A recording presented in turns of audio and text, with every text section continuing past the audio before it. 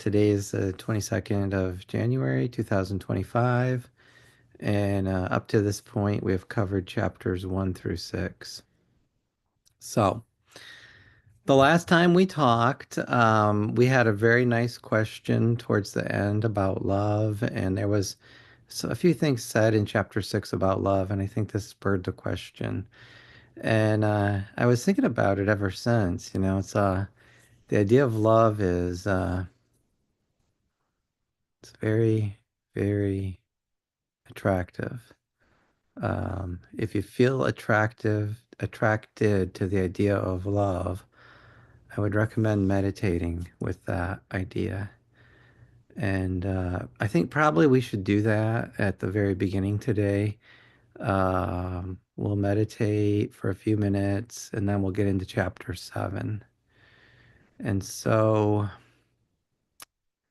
with the idea of love, let us have a very short reading from a master who I think knows a lot about love. And I'll take this very brief opportunity to put up another plug in for a different book. This is one I just finished reading. I think many of you would probably enjoy it. It's called Discourses by Meher Baba. And for anybody who is interested in the topic of love, which I think most of us probably are, there's a lot said in this book about love. Um, there is one particular chapter. I want to point it out to you. It looks like I'm mirroring my screen, so you can't really see this, but it says God as infinite love. Last chapter of the book. Very interesting. But I will just read you the back cover of the book because it's a nice paragraph about love, and then we'll go into meditation. So, Meher Baba says that love has to spring spontaneously from within. It is in no way amenable to any form of inner or outer force. Love and coercion can never go together. But while love cannot be forced upon anyone, it can be awakened through love itself. Love is essentially self-communicative. Those who do not have it catch it from those who have it. Those who receive love from others cannot be its recipients without giving a response that, in itself, is the nature of love. True love is unconquerable and irresistible. It goes on gathering power and spreading itself until eventually it transforms everyone it touches. Humanity will attain a new mode of being in life through the free and unhampered interplay of pure love from heart to heart. So, with those words, we can do a meditation. So, if you all would please take a nice meditation posture, your normal meditation posture, and sit comfortably but upright. Recommend crossing the legs or at least at the ankles and folding the hands together and interlocking them on your knees or however you're sitting. Sit comfortably and close your eyes and follow the breath. Natural breath in and out.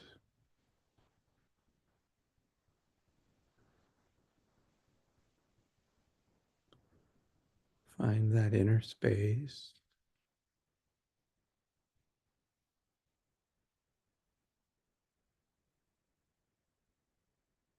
And especially with the idea of love today, find the heart chakra center. And I think it's best found with feeling. So let's stay there for a few minutes.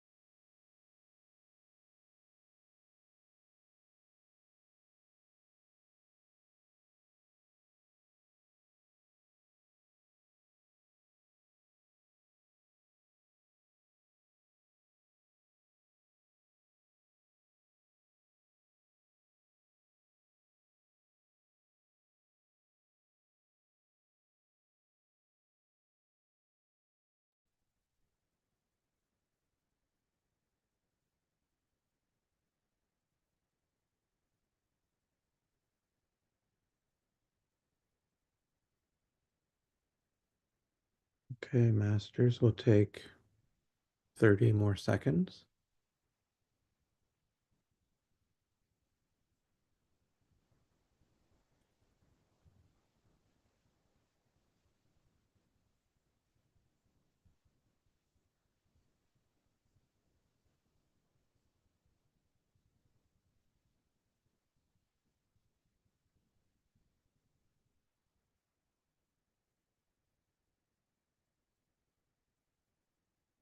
When you're ready, please rub your hands together. Place them over your eyes and remove your hands and look at them into the palms. And we're back. Okay. So today we are going to go into chapter 7. Now, I'm going to say something. Chapter 7 was very, very impactful. This is my second time reading the book, and I like to read books multiple times, at least twice, to get all the information. Chapter 7, I did not know where to stop. And so I ended up underlining almost every single word in chapter 7. There's like a few paragraphs that I didn't. And so normally I don't read the whole thing, but this is an amazing chapter. And I think I'll end up reading most of it today. Um, so let's just see how it goes. I'll read some and I'll be tempted to stop. And so I'll stop and I'll comment. And at any point, especially where I'm commenting, if anybody wants to jump in with comments, feel free. And of course, we can talk about it at the end too. So, chapter 7 is called the multidimensional merge. Pleiadians say you benefit by participating in the event of life. By simply being in physicality, you are endowed with experiences and characteristics that you cannot gather anywhere else. To be part of physicality on Earth at this particular time and during the last 200,000 to 300,000 years is a very potent event indeed, because it means that you have come into a place where darkness has been reigning. You have had to struggle to open your eyes in any capacity and to recognize joy and upliftment. If you think back over modern history, you will find that it has been a rare event indeed for people to have had uplifting lives.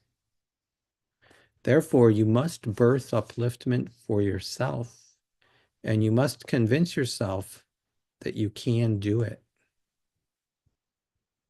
Oh, that's interesting. That's the last paragraph. That's the last sentence on paragraph 1. You must birth upliftment for yourself, and you must convince yourself that you can do it. So we're in charge of our own joy, our own upliftment. Okay? Consider that for a minute. The nature of existence on Earth has been a struggle between light and darkness for many eons. Some would call it a struggle between good and bad, or upliftment and evil. We will simply say that it is an event and place where certain laws and rules exist, and that Earth is certainly not the only place in existence that deals with these kinds of challenges. You are grand creatures designed in the image of gods. Even gifted with this incredible potential, you have been controlled to such an extent that the potential has been denied its own existence. Most people use only 3 or 4% of their capabilities. It's not much. That's me talking. Back to the Pleiadians. Those who are more advanced may use 12 to 15% of their capabilities. Where does that leave most people? Where's the other 80 or 90%? And what can that 90% of capabilities do? That 90% is awakening now. And the ancient eyes are going to begin to remember and see what the self is capable of being. When the ancient eyes are open and you recognize your true potential, you will stop arguing with yourselves. You will stop arguing for limitation, and you will begin to move beyond the things that you insist on using to hold yourselves back. Hmm. I can, so me personally, I can relate to this. I feel like there's a lot of potential that we can tap into. And so this idea resonates with me. And if it resonates with you, my advice is meditate on the potential that lives within you. Ask it to reveal itself to you. See what happens. Okay, the Pleiadians say in ancient Egypt, it took many lifetimes for the initiates trained in the priesthoods to completely open their eyes to other realities. They were trained to reincarnate into certain families and to remember who they were. Mothers and fathers understood who they would be birthing because they would dream of it. They would know who was coming into their bodies before they even moved into conception. The eyes were much more open then and could see into many different realities. They were called the eyes of Horus because they could look into many different worlds: the world of waking and the world of sleeping, the world of death and the world of dreaming. So the eyes of Horus, I believe, is soul awareness. And I think they'll get into that a little bit more. Soul awareness. Okay. We have the physical eyes, which perceive things, right? They're good at seeing reality. But then there's the spiritual eye that sees a spiritual reality. I believe that's what they're referring to. Okay, the Pleiadians say, you who are wanting to open your ancient eyes and who are the masters awakening have experienced training in many other lifetimes. It is now your time to integrate this training into a body and into a system that has nothing to do with temple life, into something that is not waiting to give you a place for your abilities. You are renegades, and so your society is not waiting for you to bring your gifts forward as it was in ancient Egypt. There is no place to put these talents to work within officialdom, no sect within society. This is not how you are living yet. So you will go at the pace that the body and soul and mind deem appropriate for the use of your talents. You see, sometimes we feel like whatever pace we're on isn't a good enough pace and we want to go faster.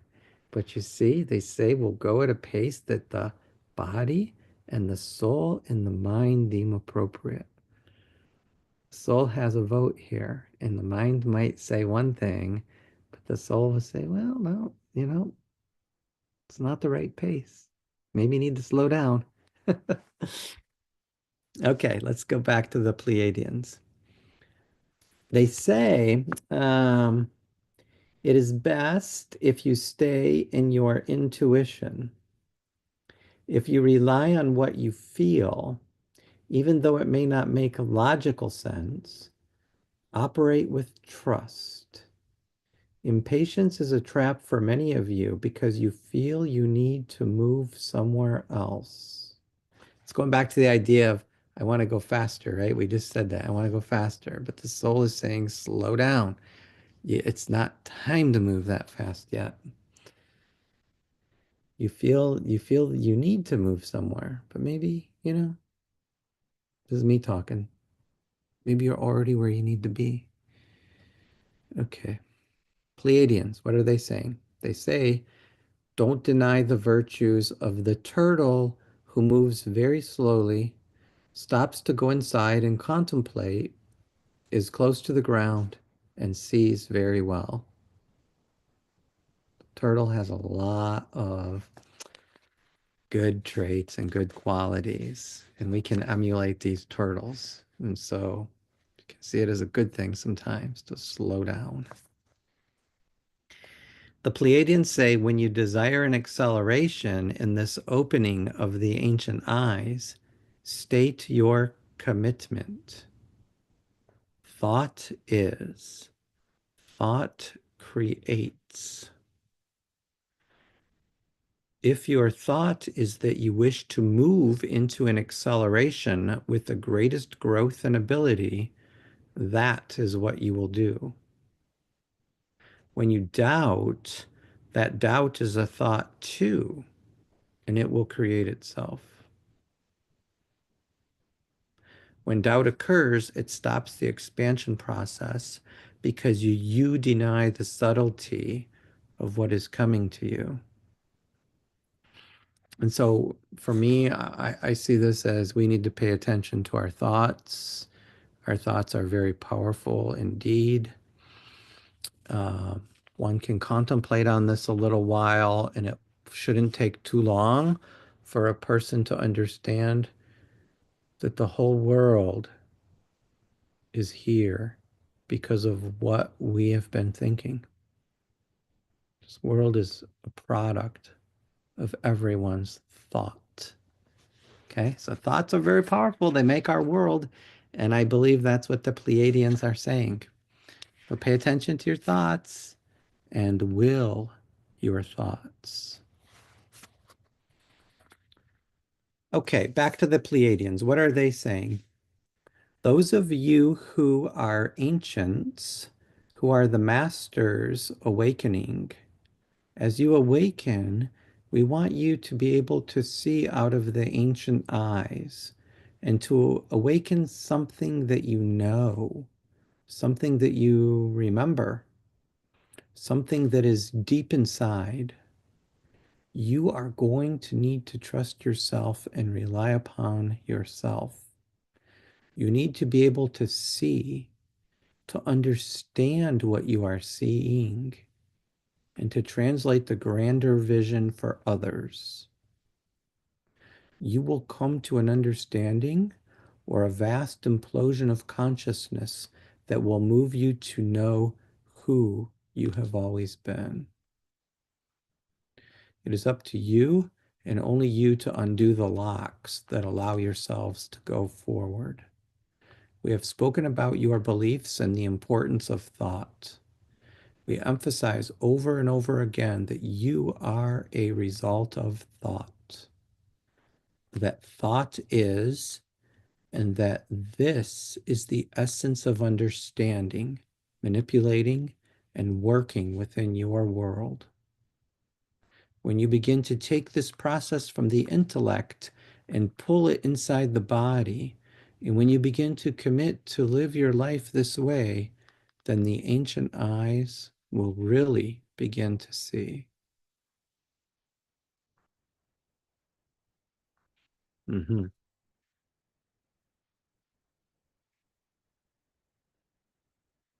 Allow the aspect of the self that carries the primordial fire to express itself through you. You can still be the I when it is appropriate to be the I. And then when the vastness of energy wishes to utilize your physical vehicle as part of the plan to affect reality, the I is not annihilated.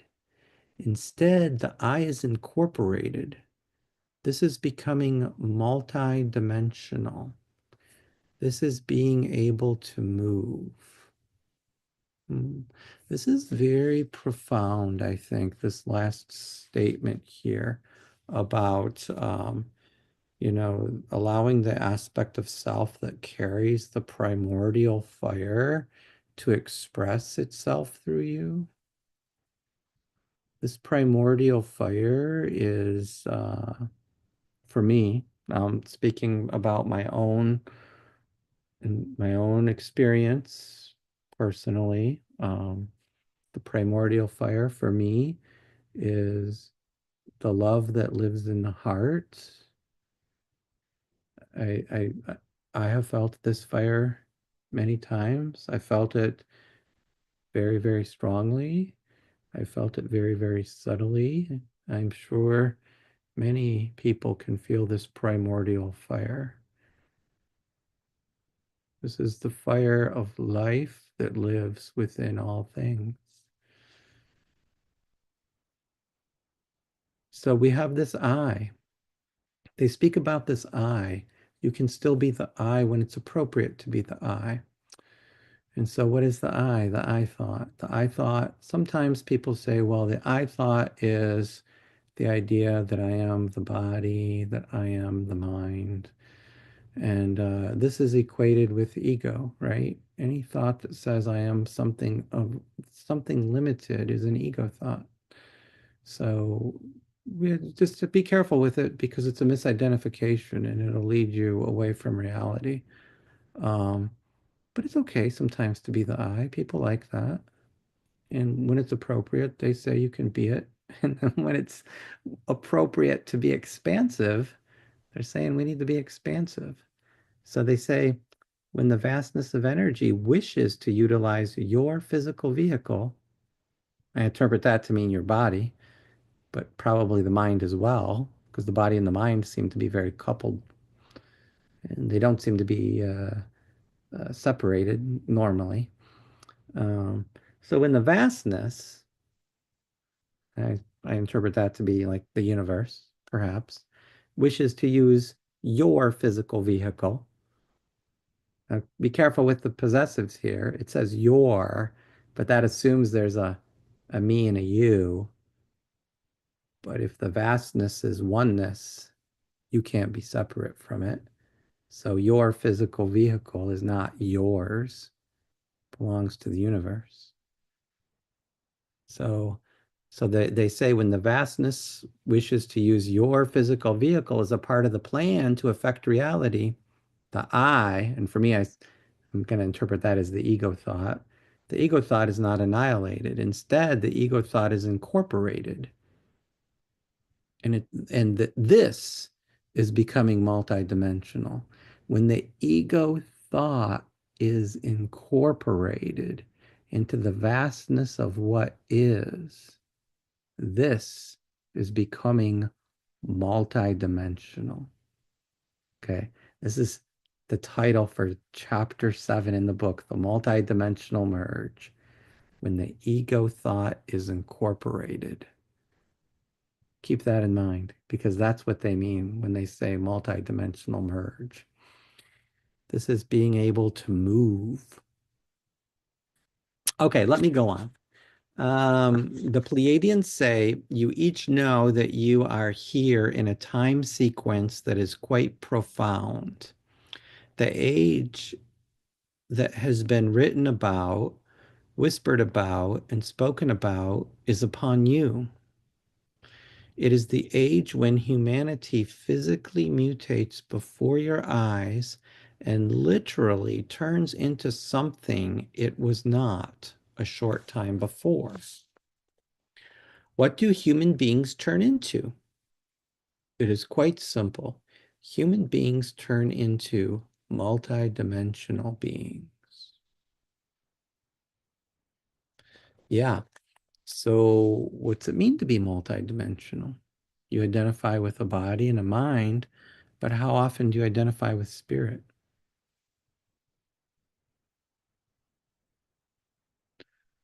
Let me continue. The Pleiadians say multidimensional humans are humans that consciously exist in many different places all at once. Humans are mutating or evolving into beings with the ability to flip from one station to another and to understand the grandness of who they are, that they do not end where their skin ends. Human beings do not end where the aura or etheric body ends. They exist in many different realities. So this is the multidimensional idea that they're presenting. The Pleiadians say this is the age of the multidimensional self, the self who can move with awareness in many different realities, the self who can eventually bilocate and disappear, the self who can move into fourth dimensional consciousness, the perceiver, not the thinker. It is the age of the self who understands that the thinking portion of the self is very important, but that it is not to be the CEO of the physical body. It is to be an advisor. So interesting. So if you think about the thinking part of you, they're saying, well, yeah, it's a very important part, but we shouldn't elevate it to be like the CEO, the chief executive officer of the physical body, but instead we should view it as more of like an advisor. Okay? It gives us some advice. We may take it or not, but if you're going to evaluate that advice, you're going to have to do that from a place of intuition. Okay? Intuition is not the logical mind, it's the heart mind. And that's the place where the perceiver lives. The thinker lives in the mind, but the perceiver lives in the heart. Okay? So this is my idea that I'm kind of throwing out here just to kind of give what the way I see this when I read it. Let me yeah, somebody wrote a note in the chat. Soul is CEO. I like that. Very good. Very good. Yeah. That's the way to look at it. True. Okay. Um, okay. The Pleiadians say intuition is the avenue that you are now being guided to cultivate to bring about a marriage of consciousness. It is the marriage of the male aspect, which is logical, with the female aspect, which is feeling. It involves bringing them together to become one. Those within our group who plotted the probabilities of Prime Creator were correct in much of their time travel and anticipation. Indeed, Prime Creator is sending a change of vibration to this area of existence, this free will zone of consciousness. The action is taking place here on Earth now.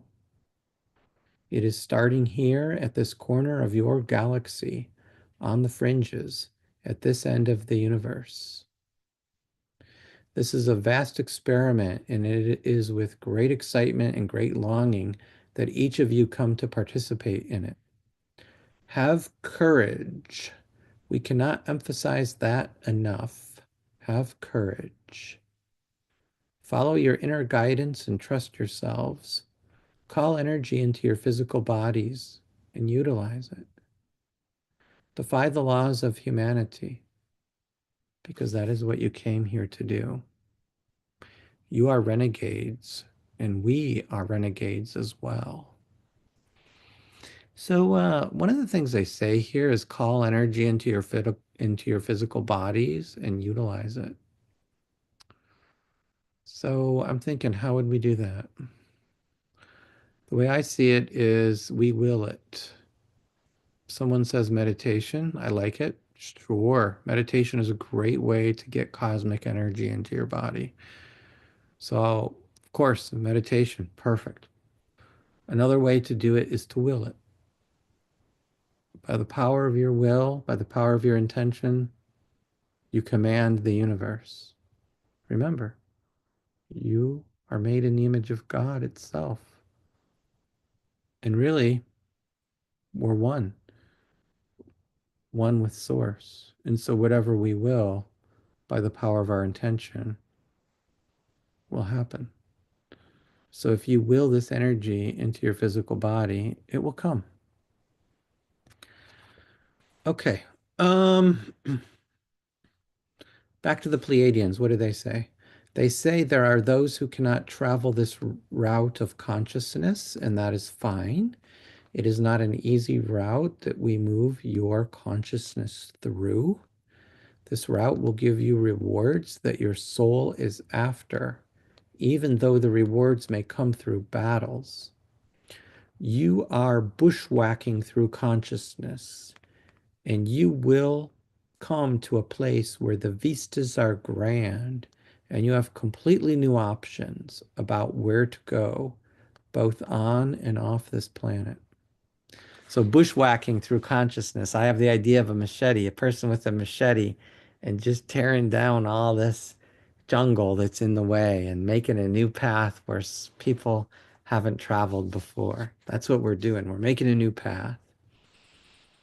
New options to go both on and off planet. Interesting. The Pleiadians say those who are involved with you will discover that they have new options as well.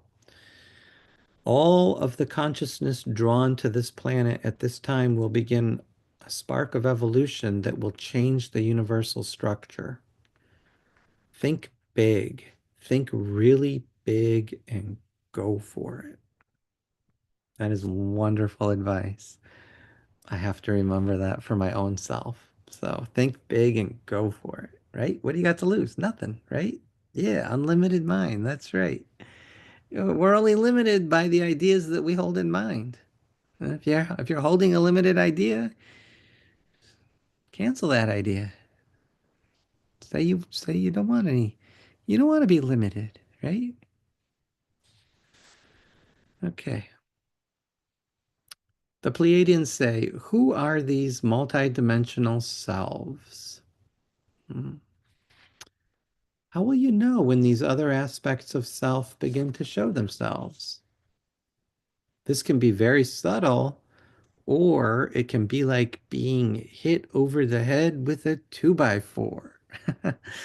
Very subtle or very direct. The Pleiadians say it simply depends on the self. You may be sitting one day and find all of a sudden that upon blinking your eyes, you are sitting in a different room. That is getting hit over the head with a 2x4. More subtly, you may be walking down the street looking at a window display when suddenly a mannequin or a picture or a word triggers something inside of you. For a moment, you drift off and get a clear image of a simultaneous identity of yours existing at the same time as you. So, if this happens, in my opinion, you want to pay attention, right? Pleiadians say you will begin to discover aspects of yourself that exist non-physically or parts of self that exist as beings working in space who are truly space creatures. The soul is going to wake up. It will know every aspect of itself, and every aspect of the soul's self will know all of itself at once. So that would be amazing, right? Because the soul's not limited to the body. Why would it be? And, you know, why would it not have other lives living simultaneously as this one? Why not? Why would it be limited by an idea that somebody has that says, no, no, no, it's only here and now in this life, and that's it? That sounds very limiting to me. And the Pleiadians are saying, think big, right? So I like these ideas. These are interesting ideas. The Pleiadians say, you will be aware of all realities at once as you learn to ride the vibrational rate and become fourth dimensional. You will develop this ability by first balancing 3 or 4 realities, then 5 or 6, and so on.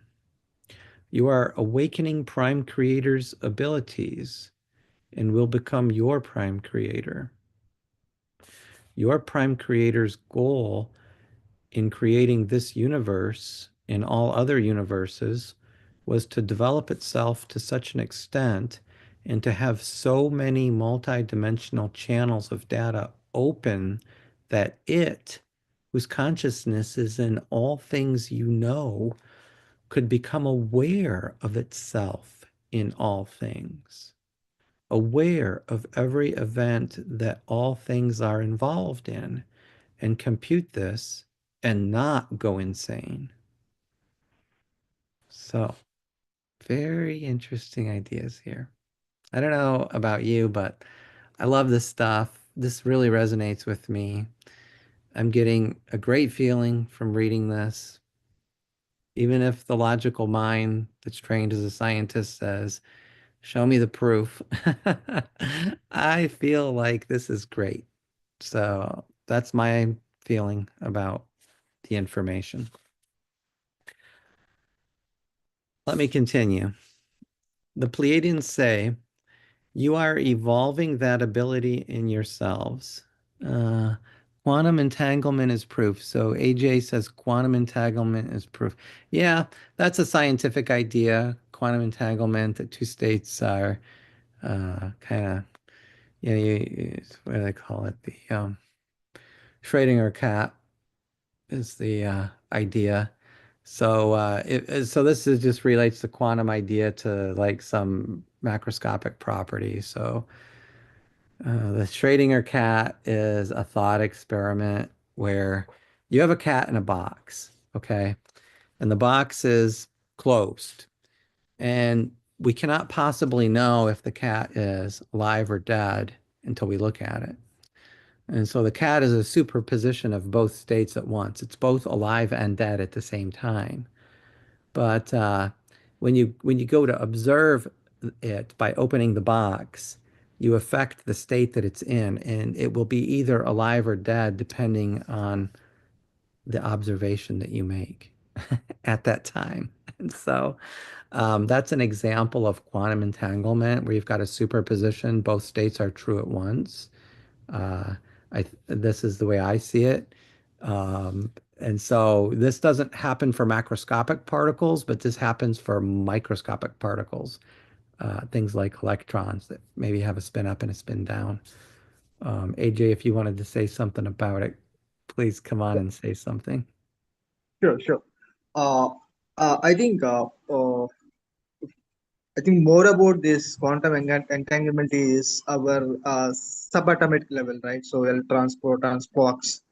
So, for example, if you take any photon or electron, keep it in two different positions. If you generate two electrons from a particular source, keep it in two different places. For example, if you're keeping one electron in this universe, if you're keeping one electron in Andromeda galaxy, different galaxy. For example, if you want to move this particular electron, automatically by the particular electron which is in Andromeda knows that this particular electron also moving because they're not separated. We are seeing that as a separated. Everything is interlinked. So if you increase the consciousness, if you move the consciousness from level 1 to level 3, level 4, so everything is interlinked.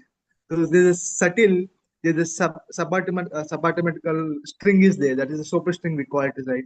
So recently scientists discovered this is a boson particle. That is not a particle, it's a string that gives a mass to every particle, right? Yeah, So there is an underlying field, that unified field, that is a oneness field, exists everywhere, that connects everything, everyone of us. So because okay. of that, we knows that, for example, someone is trying to call, we already knows that that person is calling to us. How does we Yeah, know? yeah. Because we connected in that level, that fifth dimensional, there is no separation, there is oneness. Hmm. If you see it, what you call, I think particles are universe created at level fourth level of consciousness, at soul level. Yeah. If we if in soul level, if you, there are we call it Ramta. I teach Ramta. I studied Ramta. So Ramta explained in terms of particles. For example, if you take this as a this is as a molecules, and second level we call it as atom. Third level we call it electrons. Fourth level we call it as protons, and fifth level we call it as a quarks. Sixth level we call it as a Higgs boson. So Mm. he called consciousness, and he tells that consciousness is exist in every level. Where is Yeah, the, for example, thought exists in every level. For example, feeling love is a thought.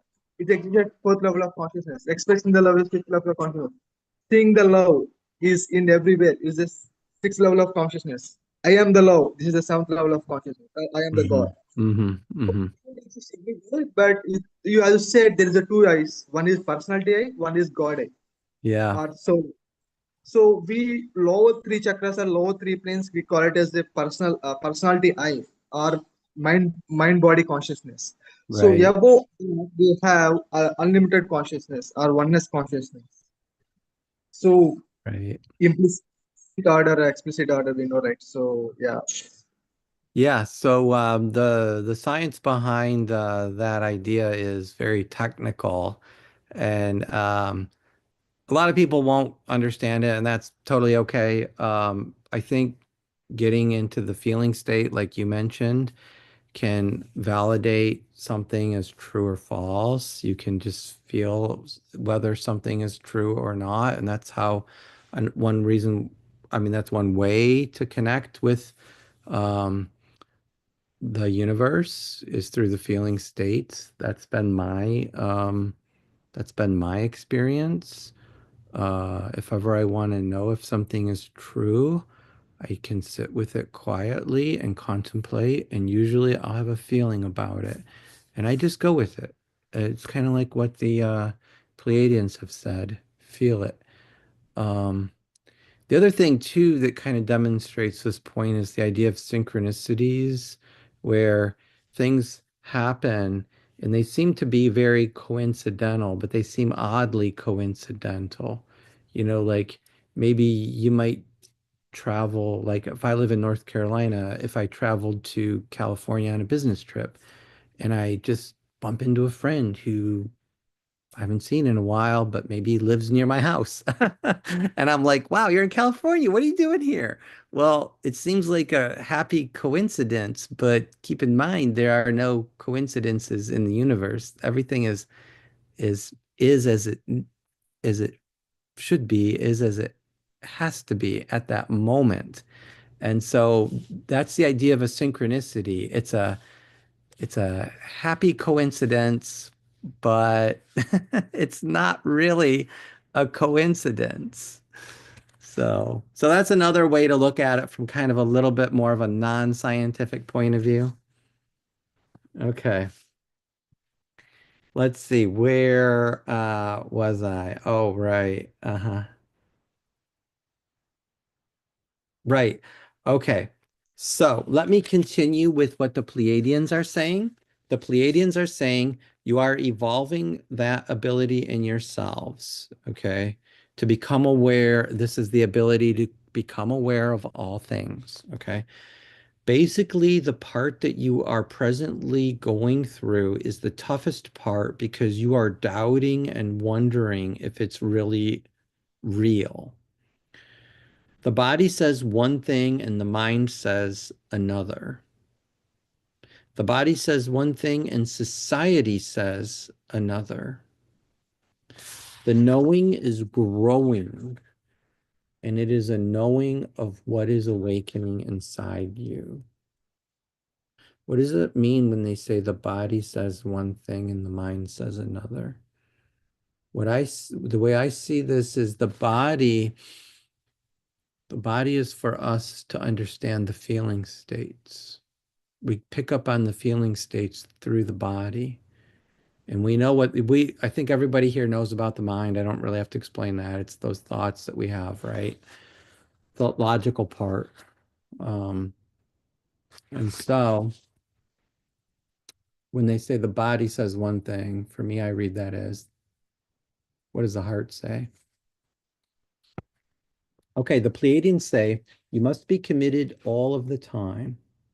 When these gifts and abilities begin to be firsthand experiences for you, you must learn to work with them no matter what.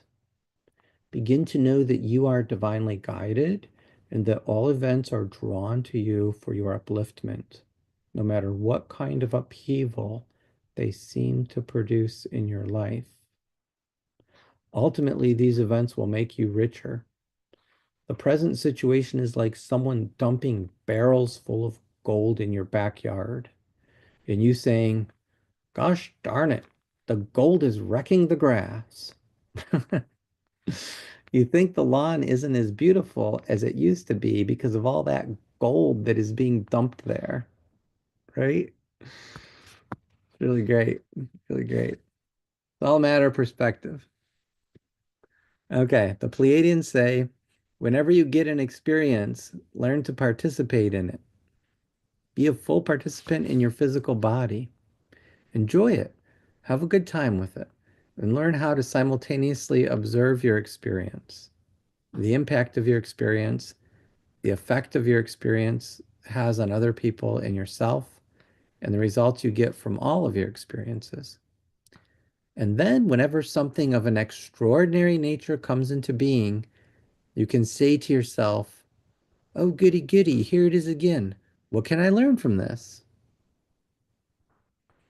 When you are not having these experiences, begin to fantasize, to take charge of your life, and to act as if you can command or move one of these experiences the next time it sneaks up on you. You can do this the same way you may have learned to come awake in a dream and command that you not be chased by boogeymen or to make the bell ring when you are just about to get an F. You must, as individuals and as species, cultivate this kind of belief or intention over all experiences of a life. Yeah, this is nice. It basically says that we're in charge and don't feel like you're being pushed around, but take command of the situation. Um, I like those dreams where I become aware that I'm dreaming and that I can control the dream. I've had these dreams before and they're fun. They're a lot of fun. So when you get into a dream state, uh, become more aware of this situation if you can and see if you can play with it. See what happens. It's an experience. Okay. The Pleiadians say there is a convergence of yourselves about to occur on this planet. The selves that you are going to meet are coming from all over the universe. There are selves that petrify you when you think about them, and selves that you could die of a heart attack looking at. They are selves that are you. That's amazing. That's really amazing to think about some different creatures who are completely different and to look at them and to understand the oneness that's there. If anyone's ever had a mystical experience of oneness, it's quite profound to look at another person and to see yourself in that person. Not with your mind, but to know it with your heart. That's the kind of oneness experience that really you can have when this eyes of Horus are open. So keep in mind that the mind says a me and a you, an other, but that other is part of the self as well. It's what you are and it's what I am. Okay, the Pleiadians say Earth is going through an initiation at this time. You are going through an initiation because you are part of Earth and you cannot separate yourself from the system. Earth is transforming itself and intending to act as a domino for your solar system. It is intending to merge multiple worlds into one and to be grounded enough to allow all those worlds to exist and to translate the experience. This is what Earth is up to. So, of course, you all must be up to the same thing. The 3D world is headed for a collision of dimensions. Not a collision of worlds, but a collision of dimensions. Many dimensions are going to come crashing into each other. Some of these dimensions may seem horrifying and very frightening. The test, the initiation, and initiation always means to move through another reality to conquer it and transmute it, is to be faced with these energies and entities that seemingly are of incredible darkness, and to understand that they are coming to merge with you because they are you. This is interesting. It may put people off a little. People who think, well, I'm light, I'm love, I identify with the light team. But they're saying that there's a part of yourself that's still darkness and it's coming to merge with you. And what happens, when darkness merges with light? Well, there goes the darkness. It's all gone. It's finished. So this darkness will eventually become light when it merges with you. So I think this is a really, really beautiful idea that they're presenting here. The Pleiadians say they are part of your multidimensional self, and you are the standard bearer. You are light. Dark will come to light. Be very clear when you deal with these things. If you are hesitating about something, do not do it. Be clear. We define light as the promoting, dispensing, and sharing of information. Dark is the controlling and withholding of information. Think about this and feel it. You have come into this planet with a coded blueprint to carry light and to bring about a huge planetary transformation. You have come to be the standard bearer of your soul, the portion of your soul that is going to lead. That portion of your soul says, I set the pace here, and the pace is light and information. No more being in the dark. Have you ever thought that there are portions of yourself that are in the dark that don't know how to find the light except through you? They want the light as well. They want solutions and answers. What you may feel is not necessarily the intent of the dark force, but the emotional makeup of the dark force. The fear that vibrates out of a lack of information. Portions of yourself that are uninformed are going to come to you to be informed. How do you inform them? You shed light, you share light, you say, I intend for all of my other selves to come along on this journey and for them to get light as well. It's quite simple. The battle between light and dark doesn't really serve you. It's a part of the separation story that keeps you confused. In actuality, there are simply aspects of individual souls taking different guises in conflict with themselves. You are battling yourself. The battle of light and dark and good and evil is only between portions of yourself. These portions are multidimensional extensions or reincarnations of the same collective of energies that you are a part of as an individual. Because you don't understand something, you fear it.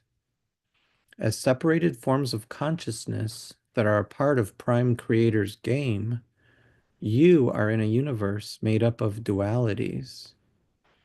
Prime Creator brought this universe into being with components of free will so that free will could lead to chaos and then to a realignment of energy and a realization of the creator within all things. With free will, all things are allowed and oppositions occur. These oppositions split off of the self just as prime creator is in all things and allows all things. The things you meet that you fear are you. I think that's really an amazing sentence. The things you meet that you fear are you.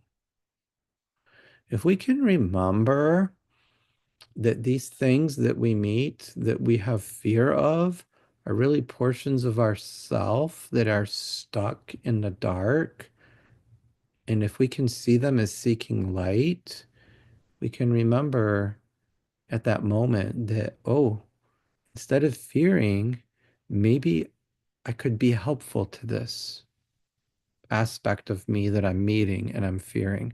Maybe I could change my mind and say, oh, this part of me that I fear is really looking for help. It's really looking for love. It may not even know that it's looking for that, but you can provide it. So I think this is a very profound statement here.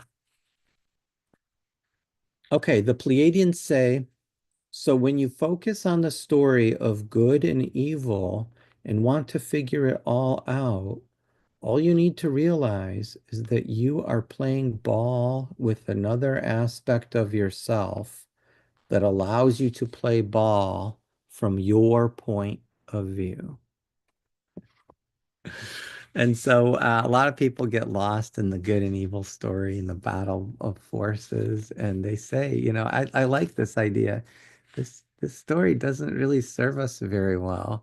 It keeps us confused. It keeps us lost in this world of duality. And if we could see the picture for what it is, it would be easier to wake up to reality, Hey, that's just an aspect of your own self there, you know? You may be the good one, and that may be the bad one, and there may be a lot of a lot of confusion, a lot of misunderstanding, fighting, what have you. But we need to realize this is an aspect of ourself. Okay, so the Pleiadians say, as members of the family of light, you have access to a tremendous amount of understanding. Mhm. Yeah, thanks, AJ. I see that neutron splits into a proton and an electron. Yeah, uh, that's a that's an atomic decay process that AJ was talking about. That's emission of a beta particle, where a neutron in a radioactive nucleus can emit an electron and turn itself into a proton. Um, but basically, he's getting at the idea that you know we have the good and the bad, or the light and the dark, and we can view them as together and we can view them as separate, and we'll see them as together in one state and we'll see them as separate in another state. It's kind of a sciency way of thinking about how good and evil can coexist at once and really be the same thing. So, okay. So again, the Pleiadians say, as members of the family of light, you have access to a tremendous amount of understanding that others do not have. So remember, we all have different levels of understanding. We're all at different places in our experiences. And so the Pleiadians are saying, though, that the members of the family of light have access to more than others typically. You came in with it, you are being reminded of it, and you are now learning it and accepting it. Part of your task is to allow yourself to merge with yourselves that are seemingly your enemies and are separated from you, that are seemingly your enemies. So this reminds me of Jesus Christ said something, it's recorded in the Bible. He said, love your enemies. So if we love our enemies, then the question is, where are our enemies if we love them? If we love them, then we truly don't have enemies. They might look at us and still call us an enemy, but when we look at them, we don't think of it that way. So that's another way to think about merging with your other selves. If you can extend love to others, it has a disarming effect in that it breaks down this idea of separation. And that's why love is so, so important because it's part of the reality of what is, and it breaks barriers. Okay. So the Pleiadians say these selves are within all varieties of existence. The task is also for you to carry the frequency of love, which is the frequency of creation and light, which is the frequency of information throughout the collection of your soul. You have come together as a soul to gather, experience, and enrich Prime Creator. As you separate, you go off and act with free will however you choose, without judgment, so that you can gather the proper information and bring you to wholeness. Yeah, AJ, nice one. Love is the glue that connects all. Perfect. I fully agree with that. Thanks.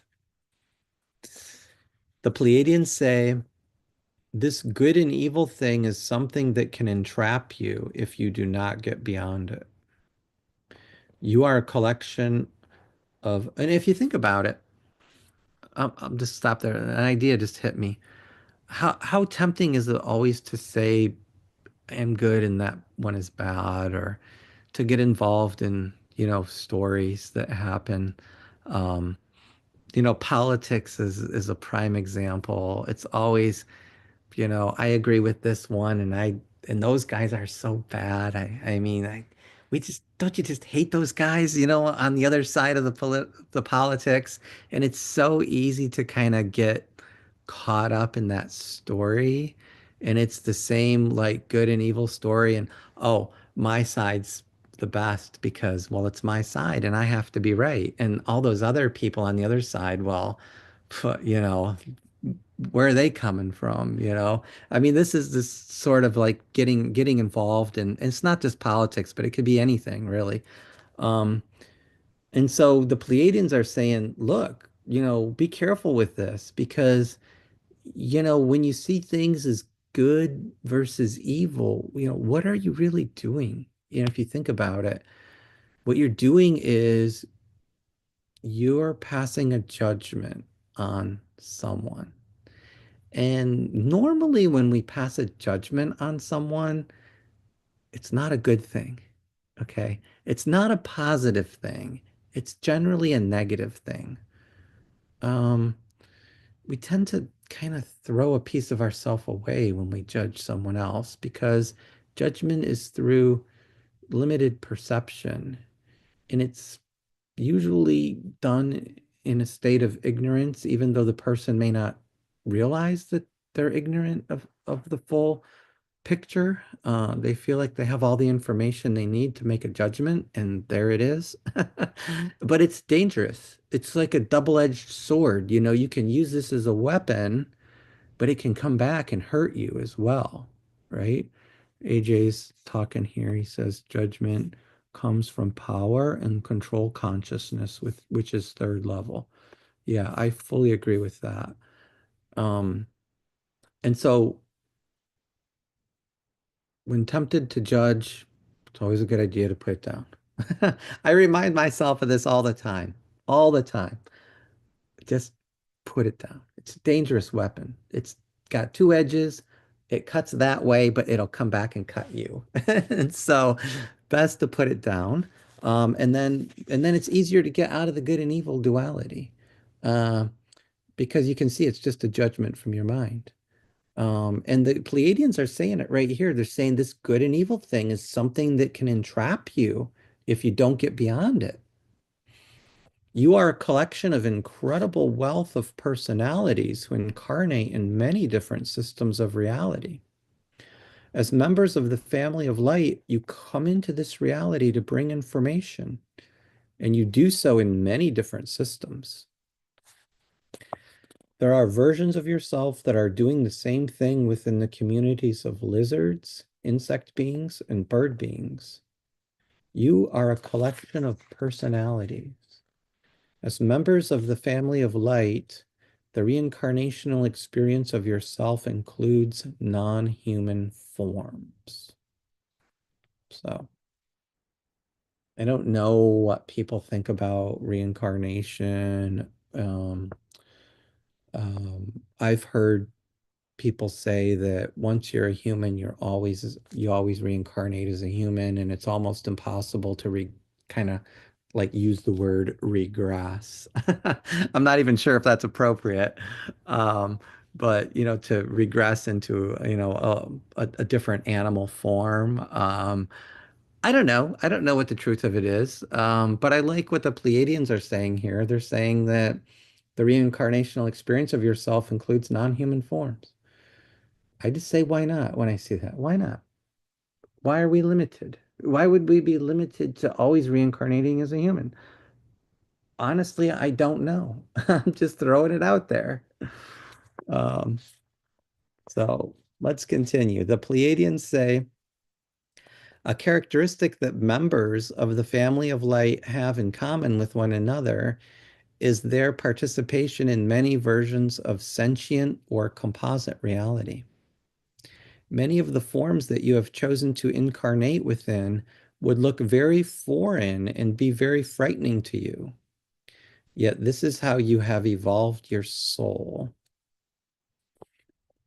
You do not incarnate in only one species. You are travelers. As you are in disguise as humans, you may be in disguise as lizards or something else. You do this so that you can unite yourself to understanding the essence of Prime Creator through a variety of species that seemingly have nothing in common. As members of the family of light, you know the inside scoop. You come as ambassadors to make realities merge and become more informed within themselves so that everyone involved can release fear and become uninhibited. Part of your job is to meet these other selves, to merge with them, and to feel what this is like. Ideally, you will become multidimensional travelers and will be able to take force from your body. You may be working in the field. And when they say this, so here they're saying, ideally, you'll become multidimensional travelers and you will be able to take the force from your body. What they mean is the life force energy that animates you, that's more of a fundamental part of who you are. So they're saying ideally, we'll all become multidimensional travelers and we'll be able to take this life force energy out of this body at will and go somewhere else with it. Okay. Let me read now more. So they say, you may be working in the field, perhaps gardening or chatting with someone or picking strawberries, and something strikes you, a sound. You excuse yourself and say, I am being called. I will return later. You go and sit and allow your current earth personality to depart.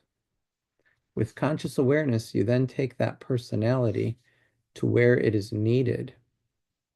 to add to the family of light's capability in that reality. You will know it. So this is very subtle. It's a picture of a potentiality.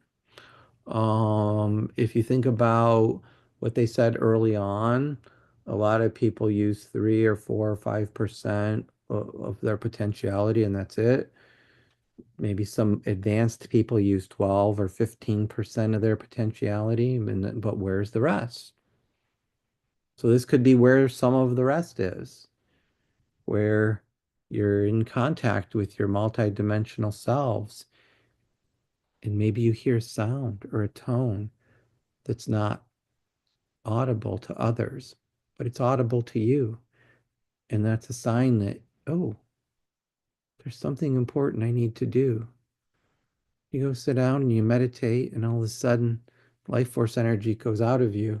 It goes somewhere else to another part of yourself, maybe in a different part of the universe where it's needed, does its job, then comes back. Right? So you're a multidimensional self, you're a traveler.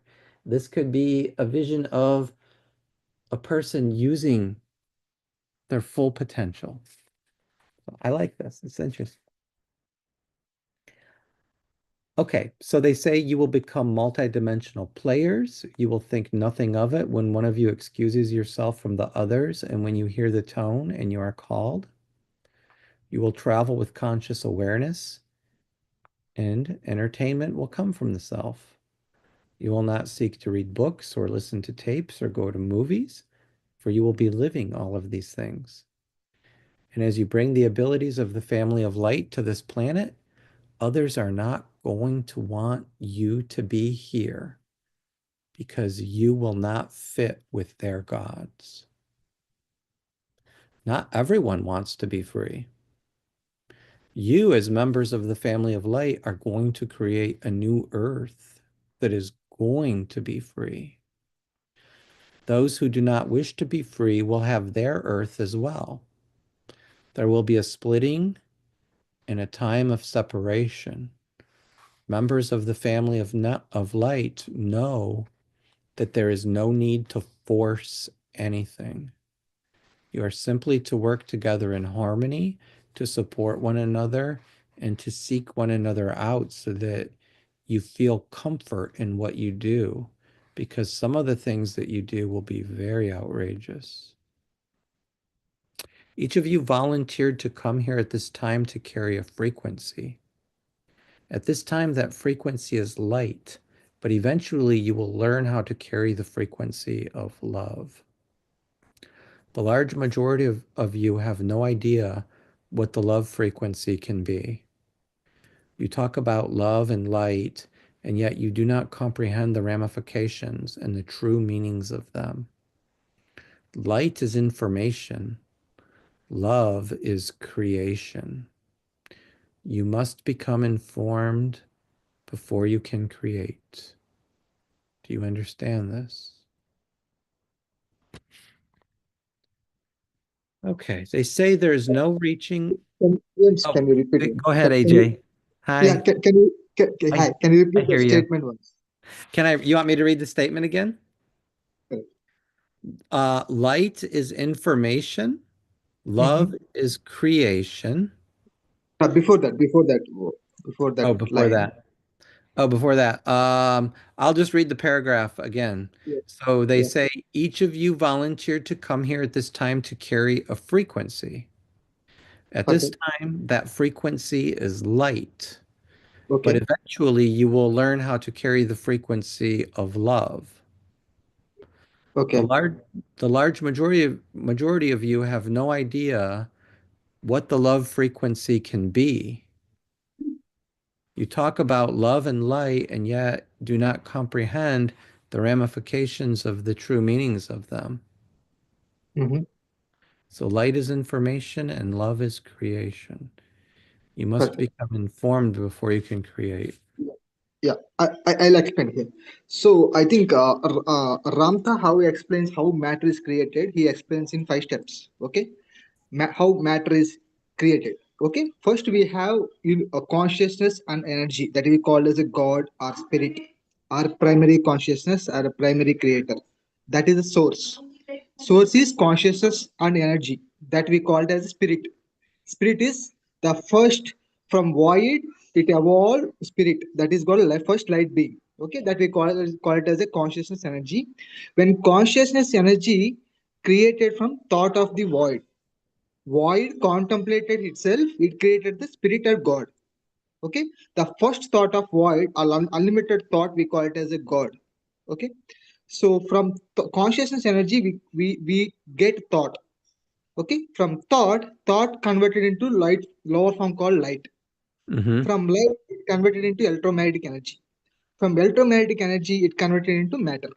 So when you increase the consciousness of frequency of the matter, first it will go to electromagnetic energy, then it will go to light, third plane, then it will go to thought, then it will go to pure consciousness. Okay. So that unlimited thought or unlimited consciousness, we call it as a love or God. From when we lower the form of that love, we call it as a thought, which has Mm-hmm. information. The Mm-hmm. thought, the thought is the lower form of the love, which has information. That is Mm. a love. If I you see. yeah, if you decrease the frequency of light, it will convert it to electromagnetic energy. Yeah. Yeah. So we It's call it love, but it's at a lower frequency, basically. The information is at like a lower frequency state than pure yeah, love, basically, is what you're saying, right? But it's perfect. still a form of love, right? Correct. Yeah. Yeah, generally thought form converted into light. Thought form we call it as a light. Yeah. So Yeah. uh, because of we have spirit, right? So generally we think only soul, but beyond soul we have spirit. The spirit is the aura around our body that we call a spirit, that we call pure light being. Yeah.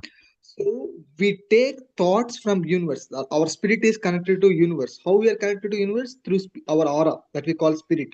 Our spirit Hmm. is connected to universe. Universe means our what our universe around us. So how we are taking thoughts we are not creating. We are taking thoughts through aura or spirit, and we are feeling that in soul, and that when you feel the thought in soul, the creation is happening. For example, if you want to create house, first you will get the thought from aura saying that I want house. When you are feeling that in soul, how we are creating by structure, by feeling the structure in soul, you are creating thought form. That Hmm. thought form converts into electromagnetic energy, that electromagnetic converts into your house. Hmm. So each object has seven level of consciousness. For example, if you take laptop or phone, or if you take carpet knows that who is walking on him on that particular carpet. Carpet knows that what are the object around that carpet, but it can't tell because doesn't have consciousness. But if you communicate with that level of atoms, you can be able to tell that what that carpet is feeling also. Yeah. Yeah, that's interesting insights. Thanks for that. There's a lot of ways to look at things.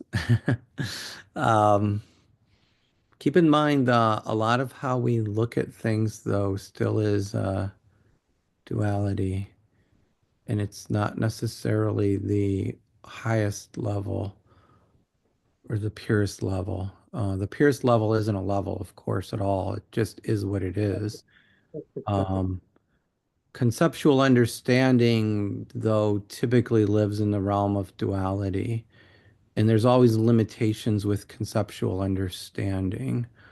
Um, not that it's good or bad or right or wrong, it's just generally limited. And that's the thing I think about a lot of times when I have an idea, no matter how good the idea is, it's conceptual. And so it is limited. And so I search for the ideas that have the most unlimitedness about them. And those are the ideas that I typically resonate with the most. And so that's just my idea. That's a philosophical statement on my part and in how to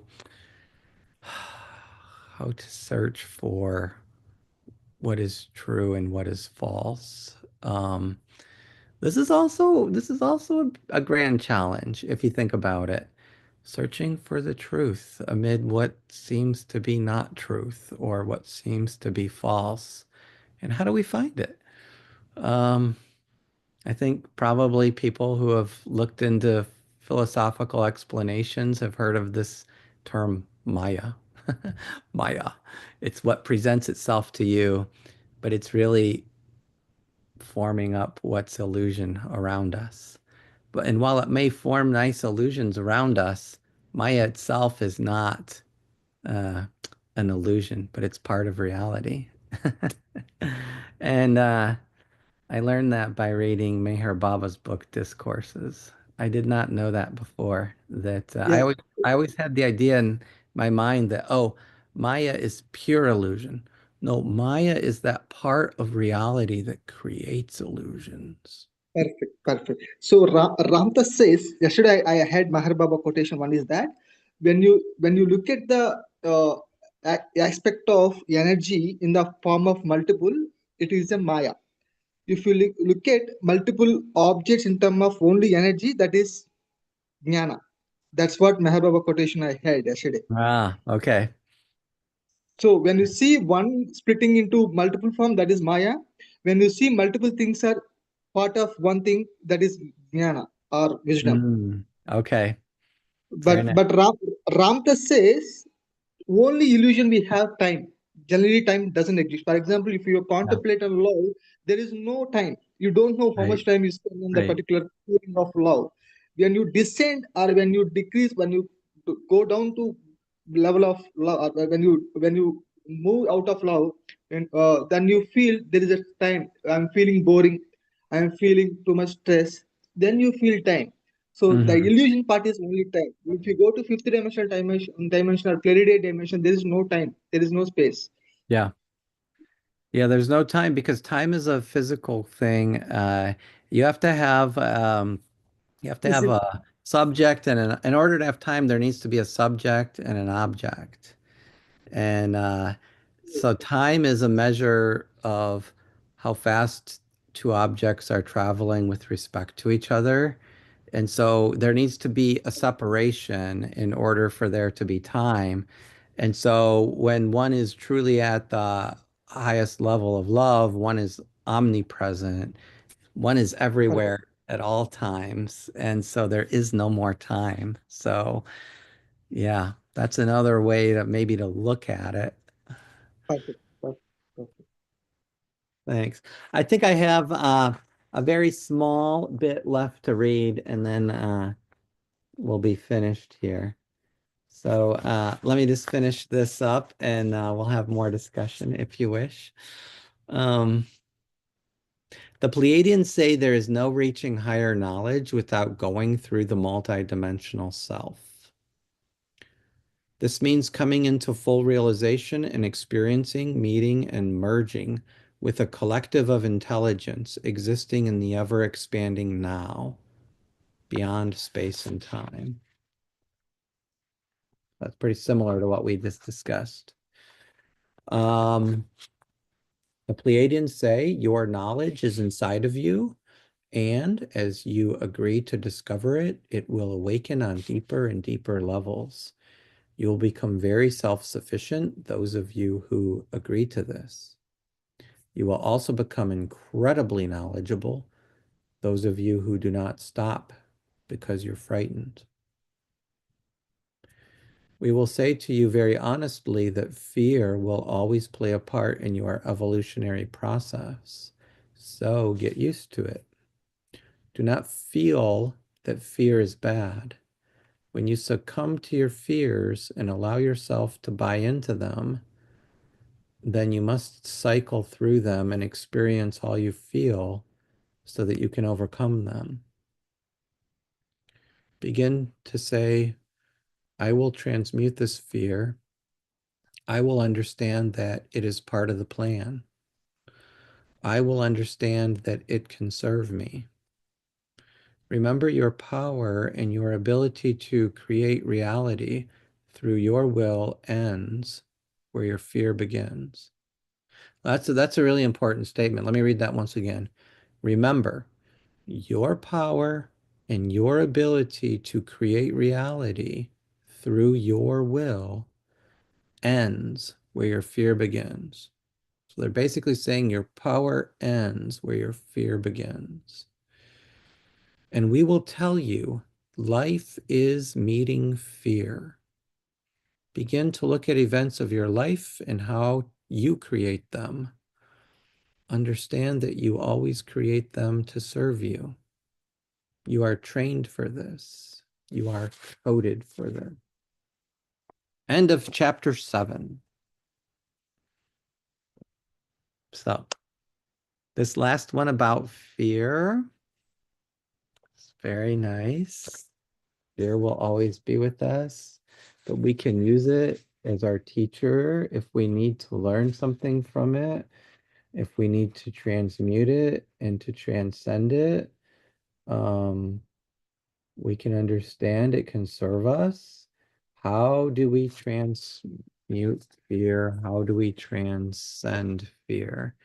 So it's like with anything else, it enters our consciousness typically through a feeling state. And as long as we don't shut it down, but as long as we're aware of it and we observe it, remember, we are the observer part of us. That's our soul part, the observer part. We can observe this fear and we can choose to stay with it until we learn what it wants to teach us. And once we learn what it wants to teach us, then it goes away. It's completed its job, it's all finished, and then there's no more fear. It's like that with any feeling, especially if you have like some negative feelings and you're trying to it's best in my experience, and this is my advice. Many times I think it's best to stay with a feeling, even if it's a difficult one, um, because those feelings are our teachers. And if we shut them down, if we um, say, I don't want to see this now, it's too much, you will have to come back eventually and stay with that feeling before it will leave you. And until you do it, that feeling will gnaw at you in your subconsciousness, and it will always follow you around until you sit with it consciously and look at it and give it some time and give it your attention and your love. And eventually that feeling will teach you what it wanted to teach you. And then it will dissipate, it will evaporate. And you'll be so happy because wow, that thing that was bothering you for so long is now gone, completely gone. And you actually learned something from it. You may never even be able to say what it was you learned from it, but there's something inside of you now that's like knowledge, but it's existing in your intuitive level that maybe wasn't there before. So that's the way I see how fear can be our teacher and how we can transcend and transmute it. So does anyone else want to say anything about this chapter 7? I think it is all very clear, um, James, because you went it very thoroughly. I went very thoroughly. Yeah. Yeah, it was so much information in this chapter, and I felt so much of it was just so vital to say, and there wasn't any like way to just easily summarize it. So, Yeah, not easy. um, the multi-dimensional aspects of ourselves is it's amazing. And Mhm. to think about what does that mean? What does it mean? You know, I mean, for me, it means I'm not an individual. I am a part of a collective existence of life and form on this planet and probably in various places around the universe. Um, and I The think, astral travel is part of it, right? Astral travel comes under multidimensional. yeah, I think it must. I I I I don't so astral travel is interesting. So for me, the way I relate to astral travel is once in a while I'll have an extraordinary dream that seems so vivid and so bright, and it impresses upon me with its images that I just can't forget it. And I'll say, well, if I wanted to describe that to somebody, I could say it's astral travel because it's not like a typical dream where it's kind of fuzzy and you'll tend to forget it right away unless you write it down. Um, I've had several experiences where I've had extremely vivid dreams that were lifelike and never forgot them. And I just I just think that maybe that's a could be astral travel where you're not really dreaming, but you are traveling and you are experiencing a different dimension. And that's why it's so vivid. And that's why you actually remember that time. Yeah. And I don't know the significance sometimes of these dreams. I like to think about them. Um, it, it, it may be that some of these dreams are our other selves living simultaneous lives as we are in the now. I once had a dream. It was very vivid. I was I had just fallen asleep and I wasn't sleeping for long. I just felt kind of tired and I went to sleep for just a couple of minutes. And I had this amazingly vivid dream. And I dreamed I entered the land of the Canaanites. There was like a big sign that said the land of the Canaanites. And where did this come from? I don't know. And there were all these people around me with these golden bodies, and they were big and muscular, and they were wearing things that didn't look like clothing, but for them it would have been clothing. And they were drinking something out of a golden chalice, and they let me have a drink of it. And I realized when I took a drink of it that it was milk and honey. And I Mhm. thought, oh, that's really nice. I love this stuff. And I had a nice time with them, but I woke up and just, it was just a few minutes. It was like, it was like a little thing where you kind of like pass out and wake up. And I don't know the significance of it other than maybe it was the multidimensional self, and I was experiencing that part of my multidimensional self, and I got a glimpse of it. It's a possibility, and that would be maybe a way of talking about astral travel and trying to interpret it. Mm. So Great. Within few minutes of sleep, you got that dream. So it's amazing. it was amazing, and I'll never forget it. And it was just I'm tired and I kind of fell asleep for, I'd say 5 minutes, maybe six, but it was honestly like that and back awake. And it's a phenomenal dream. Phenomenal. So maybe it wasn't a dream. To call it a dream may be doing it a disservice. Yeah. Anyone else have anything they'd want to share?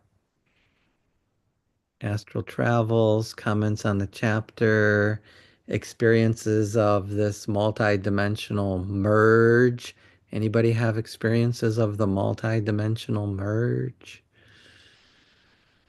Anyone ever feel like I you're, have yeah, few. AJ. Yep. So I started meditation from 2022 June. So I think after 1 year, I think I got one experience beautifully on early morning. I think 4 to 5:30, and that time generally I get beautiful dreams in that time. So I think within 1 2 minutes also, as your dream like.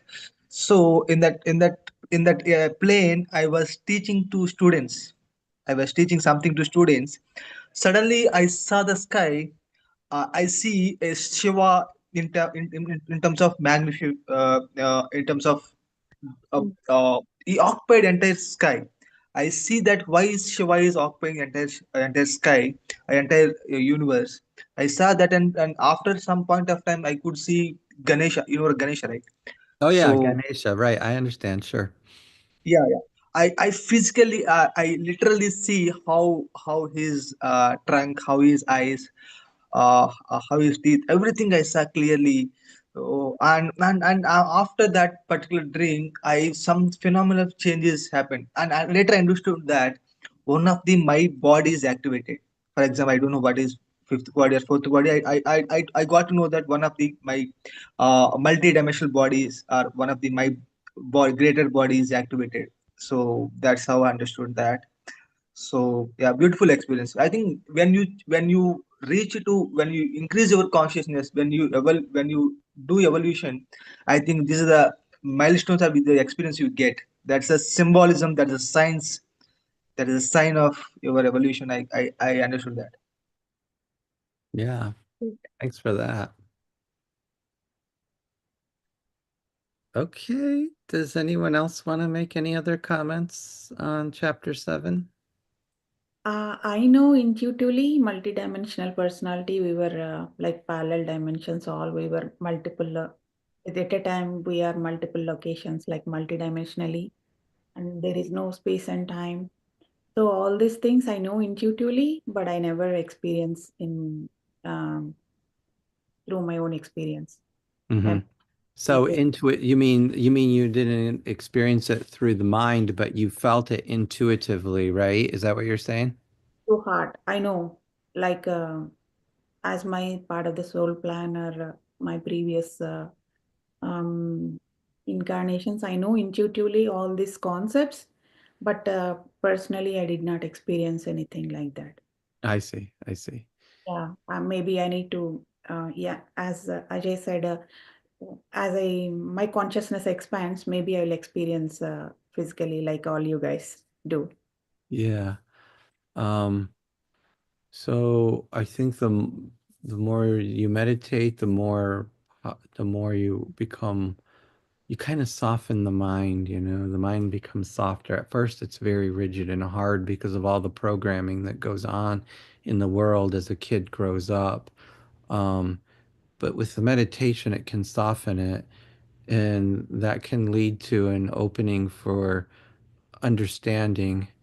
And Just meditation, like Patriji said, all three things yeah, meditation, reading books, and Sajjana Sangatyam. I mean, listening to others' mhm, experiences. yeah, These things play key role to evolve consciously. right.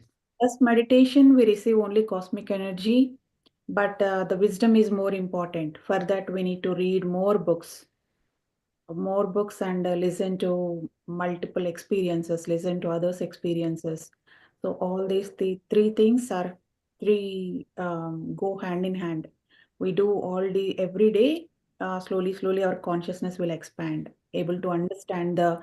So that's what DNA is. I always whatever Ajay says, I can relate with the DNA terminology. Like as our consciousness, everything whatever we read, listen to others' experiences, all things that are activating inside our DNA. Whatever the 12 strands our DNA is dormant, Hmm. opening up slowly. Whatever we are reading outside, everything is there inside our DNA, but it is in dormant state. We are reading books or listening everything through meditation, our consciousness, that's our DNA is slowly opening up. That's what um, the DNA terminology, that's what Pleiadians also says. Hmm. Yeah. In I concept, was different terminology. Each master has their own version of saying things. I think there are the same part of ladder. Ladder we have steps, right? Yes, So yes. they are the part of ladder. If you understand each level, if you go to each steps, so you understand the big ladder. So, and I will add one point. Recently, scientists also proved that so DNA we got to know that DNA is affecting us. But recently, scientists says that through your thoughts and emotion, continuous common thought or common feeling, you are changing your DNA. You can change your DNA. So DNA is creating by common thought and common feeling. So recently scientists prove that also. Yeah, that's what they mentioned in the DNA of the Spirit book also. Before it was, but now the time changed, the Earth moved into next dimension. We can activate our DNA or whatever things through thought, through intention. Through Correct. intention, strong thought, we can manifest anything. I mean, even Correct. our everything. That's what they mentioned in the DNA of the Spirit. Mhm. Yeah, and Sinisha mentioned that one important thing, and through meditation we get energy, and by reading books we get knowledge. I explain in different common terminology. For example, you have petrol. If without matchbox you can't ignore that petrol, right? So if you have gas, if without matchbox you can't lit the gas. Only gas you can't do anything. Only matchbox you can't do anything. We should combine both. Then we'll get fire. So when you have energy and when you have knowledge, so that if you combine both, your consciousness will increase.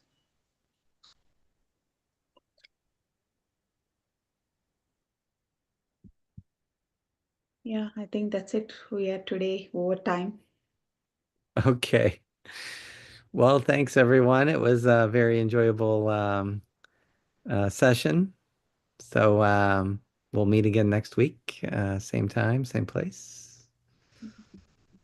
So everyone have a good evening and read chapter 8 for next time. We'll talk about it. Thank you all. Thank you, Ajay, for joining and sharing your very insightful thoughts. When you're able to think different perspective also. So thank you so much. Thank you so much. I think I could feel that love. Thank you.